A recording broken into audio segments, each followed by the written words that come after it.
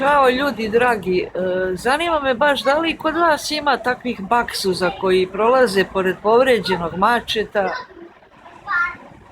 i neće da stanu. Da li ima takvih ludaka kod vas? Znači, povređeno mače 6-7 dana luta centrom grada i niko neće da mu stane, da mu pomogne, niko. Sinoć drug i ja 2 sata pokušavamo da je uhvatimo, ona se sakrila ispod auta, ništa nismo mogli da uradimo. Osim da zamolimo ljude čiji je auto da pogledaju, da ga slučajno ne zgaze, njima hvala na tome. Mače nestalo ponovo.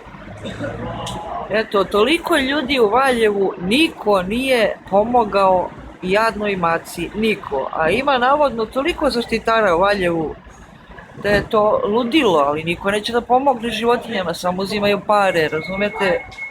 Ako im neko ne da pare, oni će da gledaju kako životinje umire. Znači, Valjevo je postalo, kako to da nazovem, kao zbor najodvratnijih ljudi, najgorih na svetu. Znači ono, Valjevo. Valjevo je dobro, ali ljudi su odvratni. Čast izuzecima. Hvala.